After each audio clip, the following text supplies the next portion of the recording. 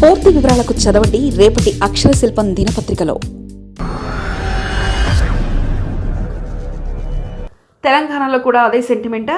కవిత కూడా షర్మిల తరహాలోనే కేసీఆర్కు భారీ నష్టం చేకూరుస్తారా? అక్కడ అన్నకు, ఇక్కడ నేరుగా తండ్రికి.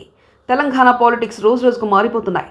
ముఖ్యంగా బీఆర్ఎస్ విషయంలో కవిత తీసుకుంటున్న నిర్ణయాలు చాలా వరకు బీఆర్ఎస్కు నష్టం కలిగించే విధంగానే ఉన్నాయి.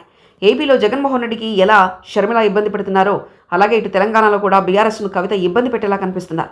ఆంధ్రప్రదేశ్లో ప్రత్యేకించి షర్మిల కాంగ్రెస్లో చేరి జగన్మోహన్ రెడ్డిని ఇబ్బంది పెట్టేలా కనిపించారు. అలాగే ఇప్పటికీ కూడా రెడీగా ఉన్నారు.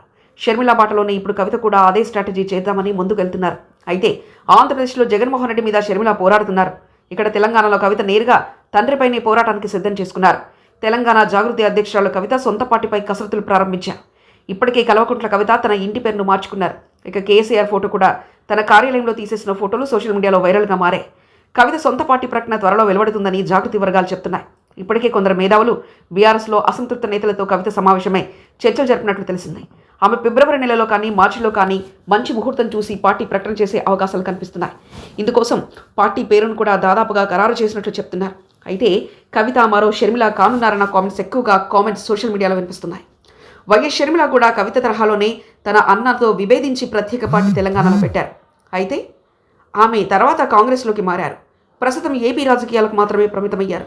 ఏపీ కాంగ్రెస్ చీఫ్గా ఉన్నప్పటికీ గత ఎన్నికల్లో సింగిల్ సీటు కూడా సాధించలేకపోయారు షర్మిల. అయితే తన సోదరుడైన వైఎస్ జగన్ పార్టీని చాలా వరకు డ్యామేజ్ చేయగలిగారు.